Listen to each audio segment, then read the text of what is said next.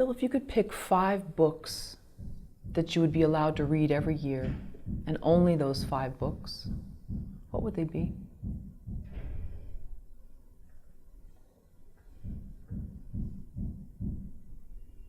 There was a library police, and they said, I'm allowing you 5, and that's it.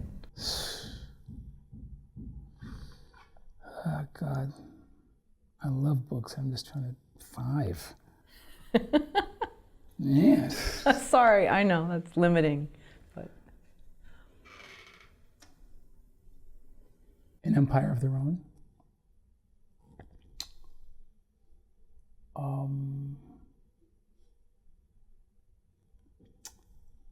What's his name?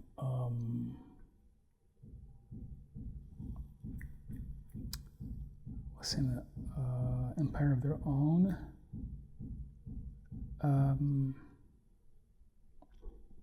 What's the book I always talk about? 1984.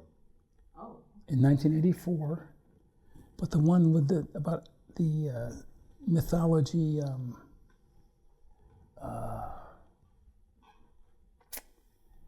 Gene Erdman was his husband,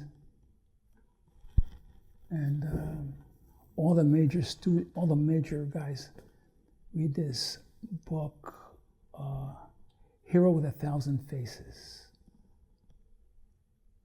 That's an incredible book about all the stories of the world have a certain commonality, no matter what they are. Steven Spielberg uses it, Lucas uses it, we all use it. The hero's journey. What is the hero's journey? And there's a commonality to every single hero's journey. I read a book by Stephen Pressfield recently that I read as often as I can. And it's called The War of Art. It's a takeoff on Sun Tzu's The Art of War. And it talks about what is it that stops the average person from accomplishing anything they want to accomplish. The book is this thick, and the book pisses you off so bad because from the first page, you say to yourself, he's talking about me.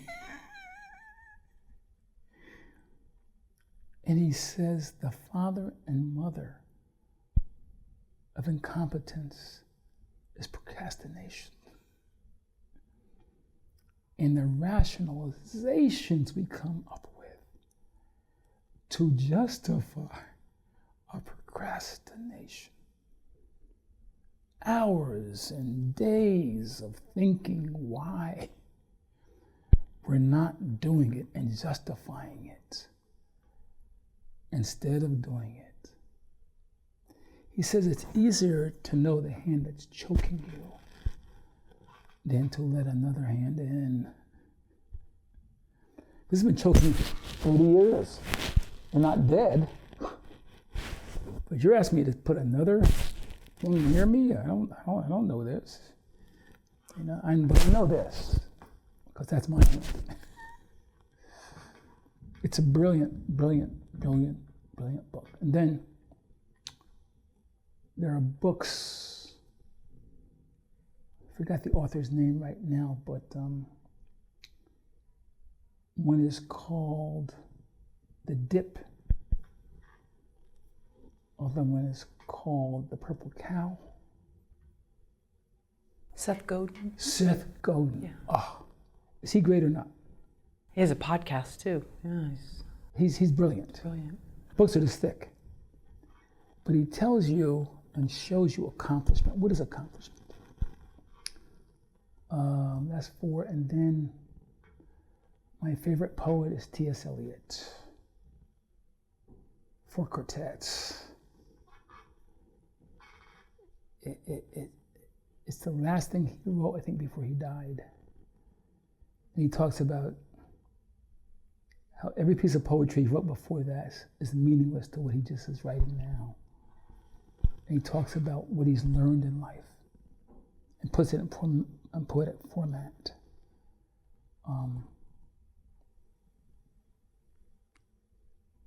Federico Fellini and Frank Capra are two of my favorite directors of all time. Reading 8½.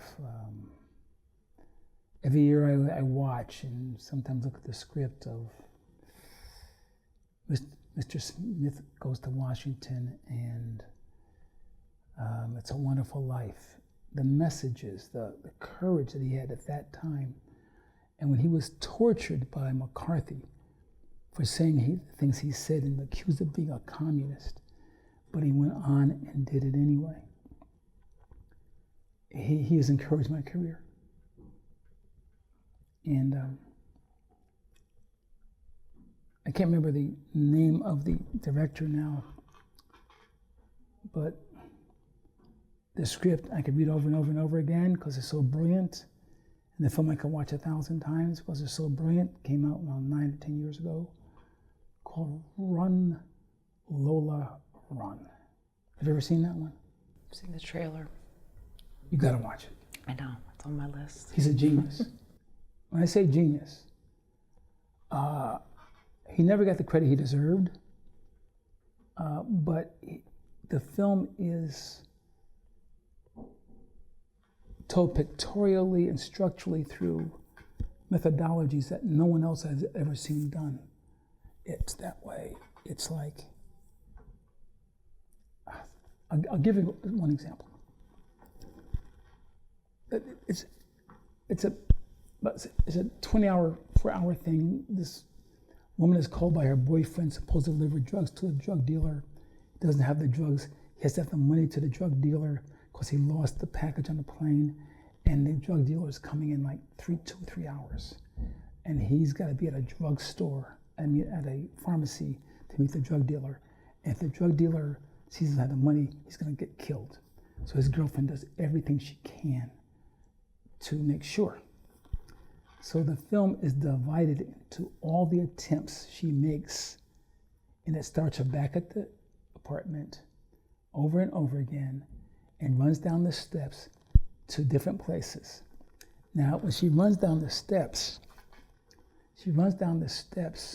she's running, a door is open to an older lady's apartment, and it moves over the older lady's shoulder into the TV, and the TV shows our hero running down the steps.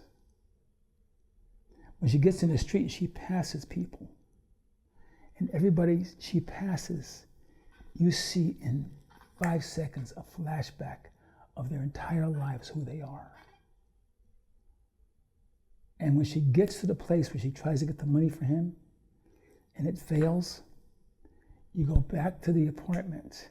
The phone rings and he says, "I'm gonna die if you don't get here." She gets up and she runs again to try to get the money from someplace. So it's called Run, Lola, Run. It's brilliant, brilliant.